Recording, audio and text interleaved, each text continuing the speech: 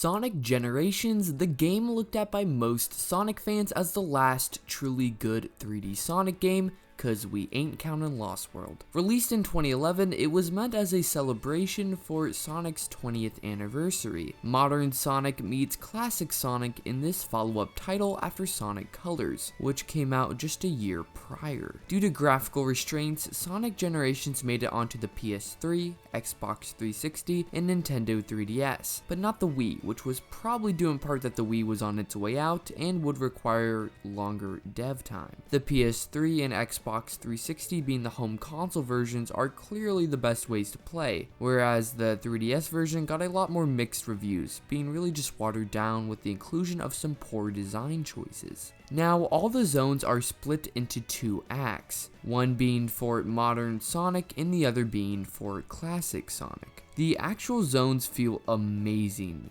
besides Crisis City. Oh god, I hate that zone. Planet Wisp and Chemical Plant are fantastic, and Rooftop Run goes down as one of my favorites. Not to mention how frickin' good the OST is for modern Sonic's portion, which is what you're listening to right now in the background. There aren't really any zones that stick out in a negative way. I enjoyed, for the most part, all of them, and they do feel great to play through. The story is, how do you put it, what you would expect from a Sonic game. It's pretty basic, but it does the job. The voice acting is still total trash, but honestly, it's a staple at this point in the franchise, so whatever. There's also a bunch of different minigame-like things you have to do to unlock keys, and when getting these keys for each zone, which in turn means you can engage in a boss fight, and continue on to the next few zones before hitting another boss. Getting the Chaos Emeralds was a great way to implement them into the game, because what they did with them was that you actually had to have all of them to compete in the final boss fight, which was a great way to use it in a real mechanical purpose. I really enjoyed both modern and classic Sonic. Their levels kept the same theme of their zone while still being different enough to work through the different abilities of each character. Since all the zones were used in previous titles, it was great to see them in 3D and 2D. The Time Meter boss at the end was a really great boss and made for quite an epic finale. There's also DLC, however I have not tried it out yet, so I won't comment on it. I highly recommend Sonic Colors as well, especially now with the series being in somewhat of a limbo state while waiting for the announcement of the next title, but you for sure need to get Sonic Generations. Despite it being 10 years old, the graphics are still fantastic, the music is amazing, the gameplay is just as good as it's always been for a